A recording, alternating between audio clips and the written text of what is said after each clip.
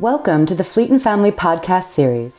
In this podcast, we'll be talking about the emotional cycle of deployment. As I go through the emotional cycle, please keep in mind there is no right or wrong way to go through this. Each person will go through it in their own individual way. In the first stage of the emotional cycle of deployment, we have anticipation of departure. It usually starts 4 to 6 weeks before the beginning of deployment. Tensions rise. People might be confused. There might be anger or denial. Anticipation of loss. It is not uncommon to have some of those pre-deployment arguments with your loved ones. As deployment gets closer, focus on the items on a pre-deployment checklist. Make sure to spend time for each person in your life, and take time for yourself as well as you get prepared. The next stage starts about 2 weeks to the day before deployment. This stage is called detachment and withdrawal. It is not uncommon for more intense emotions during this period. Individuals may prepare for separation. Service members may become psychologically prepared for deployment. They're focusing on the mission, their command, and what's going to come ahead. Some people may go through a more intense feeling of sadness or anger.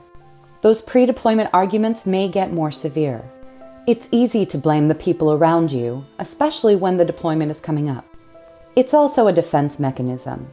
It's easier to leave or be left by someone if you're mad at them. But please keep in mind this can lead to feelings of guilt later. The third stage of deployment is emotional disorganization. This stage starts the day of deployment and it goes for up to 6 weeks after deployment has started. Service members may be getting used to the routine on the command and the people they're working with. They may be falling into old routines or starting new ones. For families, you may be getting used to the new routine and trying to learn new things. You may start to take on roles that you were not used to or didn't used to be your role. Chores that may not have been yours before, more of an active role in the finances if you didn't have it in the past. Some of the larger decisions that you may not be used to making are made by yourself. It can be a confusing and depressing time. We hope that this stage only lasts up to 6 weeks.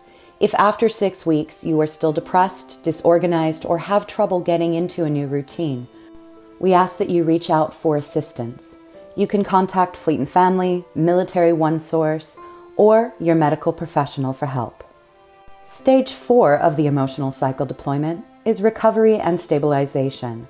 During this stage, we hope that people have gotten into new routines and have become familiar with the new roles expected of them. They should start being able to enjoy the little things. For the family members, maybe it's the whole bed to themselves, less laundry, or less input on what's going to be had for dinner. For the service members, you've gotten used to your life at sea, the people you're working with, and the routine that is expected of you. This stage is expected to last until 4 to 6 weeks before the anticipated return. One important thing to remember during all of these stages is to take care of yourself. Utilize things like exercise, relaxing, reading, picking up a new hobby, and utilizing the support networks around you. Maybe fellow families going through some of the same things, your ombudsman or your FRG. For service members, the people around you, finding those who have common interests and those who want to do some of the same things you do.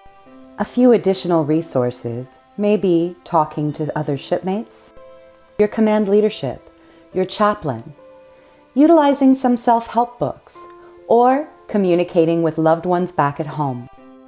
For more expert tips and advice, visit our website at navylifepnw.com/podcasts.